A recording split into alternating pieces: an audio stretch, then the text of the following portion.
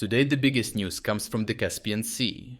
Here Russia had assumed that offshore platforms and internal maritime traffic were insulated from Ukrainian long-range strikes, viewing the region as a secure rear area beyond Ukraine's effective strike range. However, Ukrainian drones are hitting Russian targets successfully and setting the Caspian Sea ablaze, opening up more problems for the Russian Federation than only direct destruction. Ukrainian strikes have now reached targets in the Caspian Sea region once again.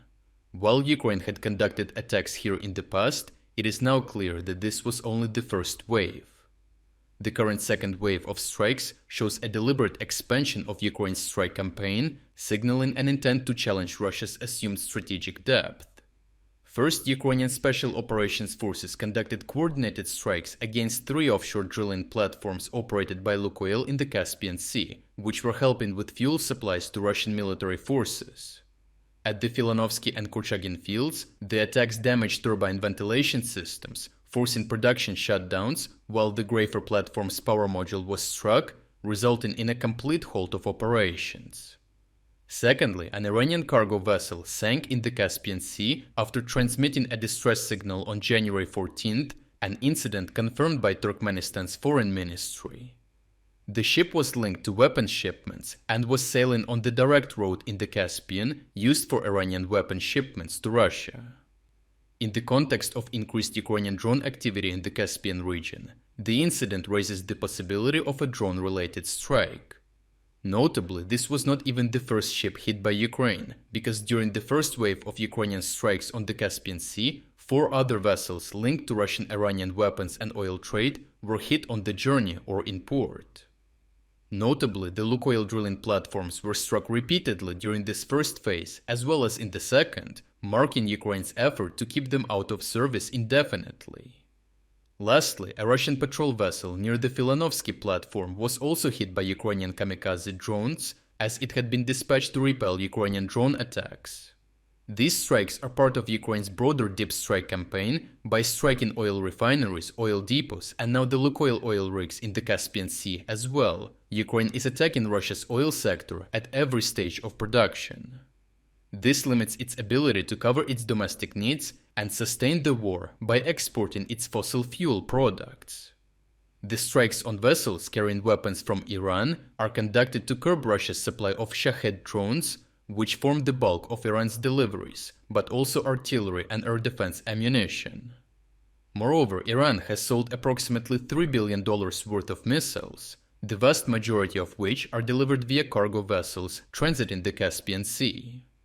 These weapon shipments and oil rigs were perceived to be safe because of their distance from Ukraine. However, this can no longer be assumed, as Russia and Iran are unable to ensure the protection of even their internal maritime spaces. The Iranian regime is barely able to hold its grip on power, while Russia's air defenses are already overstretched, particularly against Ukraine. Both Russia's and Iran's Caspian flotillas are designed only for patrol and strike missions. They lack the air defense capabilities necessary to counter waves of Ukraine's experienced long-range drone forces. A large-scale Russian or Iranian military redeployment to better secure the Caspian Sea is equally unfeasible due to its geography. The Caspian is a landlocked theater with limited transport corridors, creating severe logistical bottlenecks and preventing rapid or scalable force projection. Redeploying air defense systems or fighter aircraft to the Caspian Sea would be challenging due to Russia's limited inventory and would weaken other critical theaters without delivering proportional benefits. The economic cost of sustaining such a defensive posture in the rear would likely outweigh the operational gains. As a result, Russia cannot meaningfully secure the Caspian without exposing higher value assets elsewhere, leaving Ukraine with broad freedom to conduct further strikes in the region. Overall, Russia's perceived safety in the rear is being actively shattered by Ukraine, which conducts strikes further and further away from the front line. These developments indicate that Ukraine will be able to strike any targets in this region without any hurdles.